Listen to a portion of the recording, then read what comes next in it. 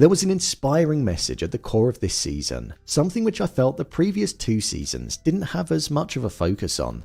Francesca and Lord Kilmartin's future.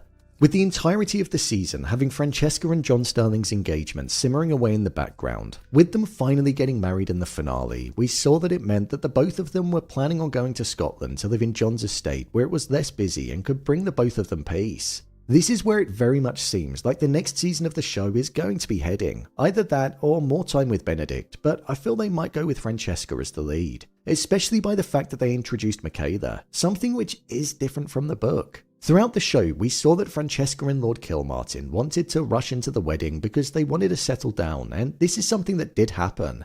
We were under the impression that Francesca was in love with John Sterling, despite the fact that there was the odd moment throughout the show where there were some facial expressions which seemed like there was some doubt.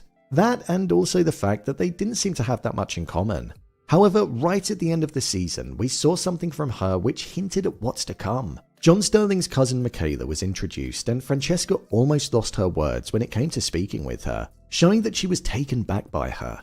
I think this is showing us that they're most likely going to be romantically engaged in the next season. I'm going to be discussing spoilers for the book here, so if you don't want to hear it, then this is your warning. Okay. Within the show, there was a lot of focus on death during the wedding of Francesca and John, with there being emphasis on lines such as in sickness and in health, and that they're married until their dying breath. I think this was done deliberately, because within the book, John Sterling does actually end up dying whilst the both of them are living in Scotland. From there, Francesca eventually went on to marry John's cousin, Michael. However, within the show, it seems like Michael has been replaced by Michaela. So I think that we're going to be seeing Francesca and Michaela having some kind of relationship following John Sterling's death in the next season. Francesca does also get pregnant, but she sadly loses the baby as well. So her future isn't necessarily the brightest and filled with happiness in the foreseeable future. But Michaela might be that person who brings her out of the darkness following the tragedy that's set to arrive. How the core themes of the season tied into Benedict. With regards to Benedict, within this season, we saw that he was a bit of a lost cause when it came to not really having a purpose in life and feeling like there was no direction. He had this relationship with Lady Tilly Arnold, but one time that they met, she brought along somebody called Paul. He was brought along to see if Benedict would be interested in being romantically involved with the both of them together, something that Benedict resisted at first because it seemed as though he wasn't that open with his sexuality.